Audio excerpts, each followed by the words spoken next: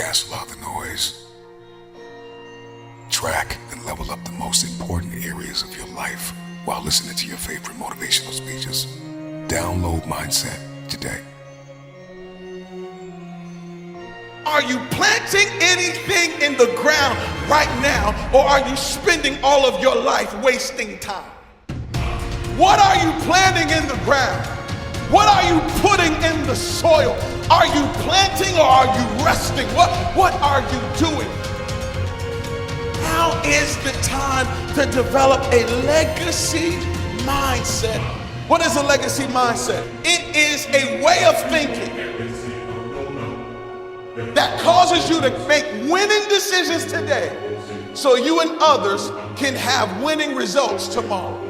And my question to you is, do you have a legacy mindset? Here's the deal. Too many of us, we think this is a rest season when really it's a planting season. This is the season to put some seed in the ground. Every decision you make is putting seed in the ground. Now is the season to plant seeds of prayer. Now is the time to plant financial freedom seeds, where you're planting a tree of financial freedom so that later on your children's children and your community will walk by a canvas tree of financial freedom. Plant in this season. Now is the time to develop a legacy mindset. Somebody saying, Pastor, I love this legacy thing, but I'm only 25. I got no kids. What does legacy got to do with me? Pastor, I'm about 73. You done missed the legacy sermon. I should have got it 20 years ago. My day's done, so there's nothing left. Maybe you're 40 years old, you say, Pastor, I got this mess over here, this mess over there. Legacy ain't got nothing to do with me. Let me tell you why legacy hits everybody. We have all had to deal with the struggle that we inherited from someone else's legacy and not ours. And the question is, are you going to set a new legacy and plant a new tree? Or are you going to sit by and just inherit the mess that somebody left for you? You have obstacles that are generational, and you don't know that they're generational because somebody left a legacy of pain and trauma that you have inherited. And unless you develop a legacy mindset, you'll never accelerate the way God wants you to. You're not going to tell nobody how to get out of that situation. So you cool when you having money and everybody else being broke. That you don't have a legacy mindset. A legacy mindset says, me making it is not enough. My kids doing well is not enough. Me praying is not enough. I'm not going to stop until me becomes we. Now is the time. When we talk legacy, we are talking about moving from just me making it and I'm good and I'm straight to nah, I got too many people not making it in. See, y'all thinking about a pandemic. It ain't got nothing to do with a pandemic. It's about a legacy mindset. I'm a Bullock, last name Bullock. Well, as a Bullock, we preach, we sing. I got a nephew, niece singing, preaching, all kind. We birth singing. But then there's some other stuff that come with Bullock. Some struggles, some habits, some appetites that goes through the family. And what bothers me is nobody told me. Nobody told me. They told me about the preaching. They told me about the singing. But some of that other stuff, they forgot to tell me that this thing I'm fighting was my great-great-grandfather's fight. Y'all didn't tell me that part. Y'all told me he could sing, but you didn't tell me he had this struggle.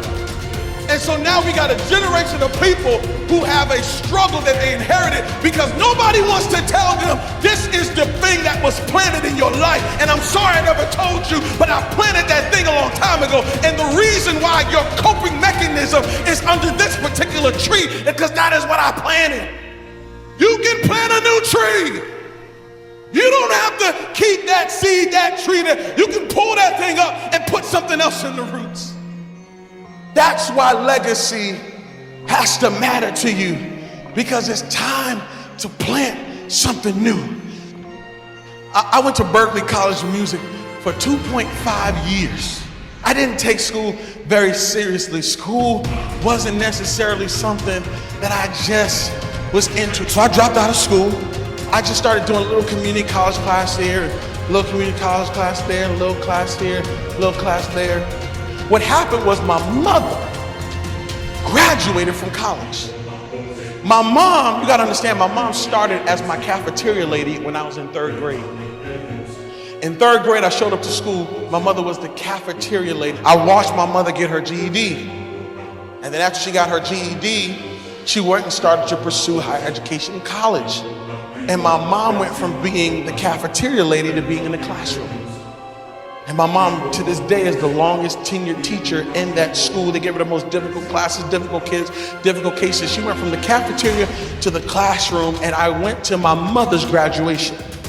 When I saw my mother graduate college, oh, she planted something in my heart. She planted something in my life. And so I made a decision that before my first child was born, I was going to graduate college. My daughter was born in 2014 of September. September 2014, my daughter was born. I graduated from college December 2014. I graduated. I had my baby in my hand with my cap on, my gown on, and my degree. What happened was somebody said, I'm going to plant a seed of graduates in this family.